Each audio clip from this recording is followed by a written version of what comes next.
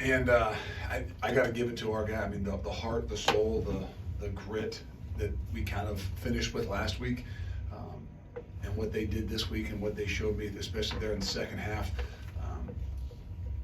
I don't want to say it, but like I don't know that I had seen all of that, and we saw it last week at the end. But I just mean that the ability to sustain some things, because at the end of the year, we all know there's nicks and bruises. There's guys that are hurt. There's plenty of guys that I said there's no way they would have played today, and they did. But that's not what gets you at the end of the year if you watch games. It's the emotions. It's the true energy that you got to go out there and play with when something happens, when they score or you get down or whatever it is. That doesn't happen in the summer. That doesn't happen from Coach Collins and running the stadium. That doesn't happen from lifting weights. That happens over time. That happens with a brotherhood that cares about each other, because at the end of the year, when things aren't going exactly the way you expected them to, boy, those emotions really drain you. And I know they did me. I mean, this was a stretch for me that's been as tough as anything. But to see those guys with the passion and energy, I knew it was a rivalry game, but still, there's something that had to dig deeper. And there's obviously a lot of guys in there we could talk about, but I think just one that's new like me and a Tanner Mordecai, to show what not just this rivalry, but what this team meant to him, along with a lot of others, Braylon Allen and Will Pollen, who never should have played, but did. That shows me, that shows a lot of us that there's something that's far greater than just, the conditioning and the toughness and things. It's something deeper that really, gives you a chance to be successful, especially at the end of the year like these guys have been. Questions? Jesse, go ahead. Luke, you alluded to this. You talked about this game before, but going through it for the first time and seeing the emotion on the players, do you get a better sense of the importance of this and what it means during a season, even if the season hasn't gone the way you want it? I do. And I told you, I'm a traditionalist. I embrace the traditions when I walked in the door. You can say you don't know them, but I mean, Tanner Mordecai doesn't know them. Jace Maitre doesn't know them. That's why it took the Tanner Bordolinis and the Braylon Allen, the guys that grew up around it, the guys that have lived it for whether it's 3-4. CJ Getz has lived it for the 6th year in a row now. To see not just how they prepared, but the energy that they played with, and then I'll say this: the celebration, the relief, the joy afterwards, holding that axe. I thought I knew it and I thought I respected it, but I do have a far greater, a hell of a lot more now. Jeff, go ahead. Luke, a couple of your offensive linemen after the Nebraska game said they were damn pleased that you guys went for it on 4th down in that sequence and then punch it in on the ground. Do you think that carried over? Because they said that they really were excited about that and were hoping to do more of that in this game today.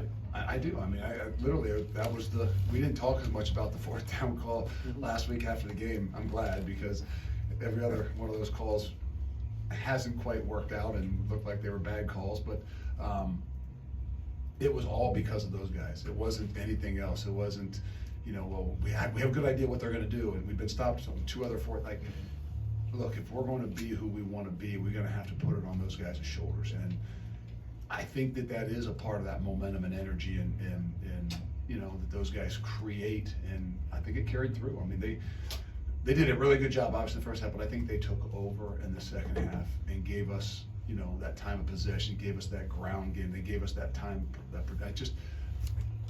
I thought they did a really good job of controlling the line of scrimmage in the first half, and I think they owned the line of scrimmage in the second half. Jim, then Colton. Luke, you talked about a brotherhood before. It was only 2 weeks ago. It probably seems like 2 months ago, but it was only 2 weeks ago where you had guys questioning who was on board.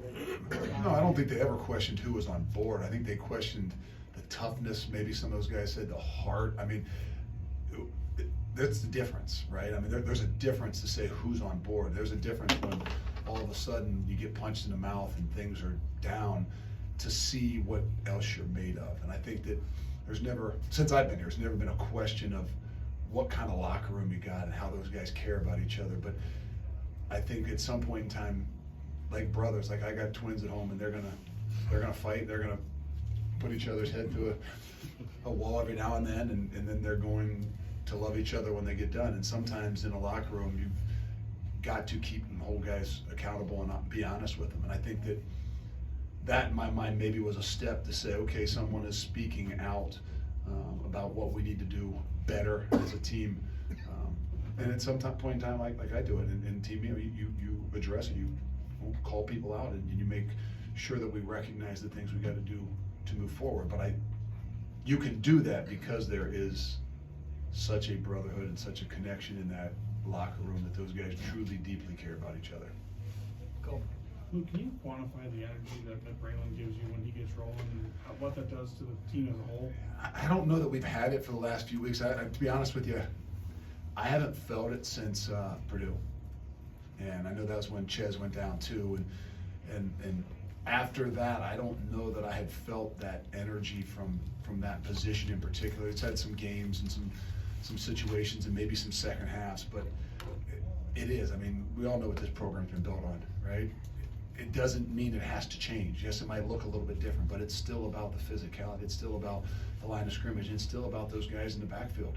And, that's where I felt it in the first half, but it was the second half. And I think that if I've got the biggest smile on my face, it's because of that. It's because of the line of scrimmage. It's because of the ability to pound it and wear somebody down.